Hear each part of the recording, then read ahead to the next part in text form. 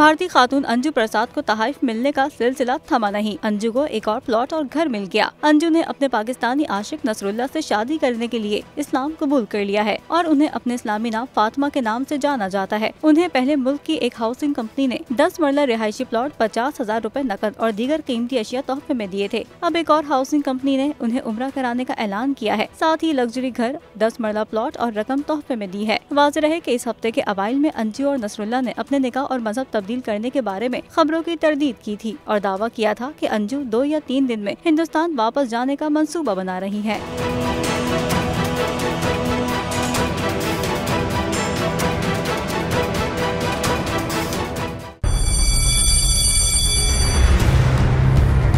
जामियात में चलता गोरख धंधा, नौजवानों के मुस्तकबिल से खेलने वाली काली भेड़ों के आगे हुकूमत और इंतजामिया मुकम्मल बेबस। मुस्तकबिल के मेहमानों के तहफ्फुज के लिए बोल ने उठाई आवाज, सहाफती फराइज को निभाते हुए पहुंचाई हर खबर अवाम तक। बड़े स्कैंडल से जुड़े तमाम हकाइक रखे अवाम के सामने, क्योंकि बोल है पाकिस्तान का नंबर 1 न्यूज चैनल। सब्सक्राइब करें और बेल दबाएं ताकि कोई खबर रह न जाए।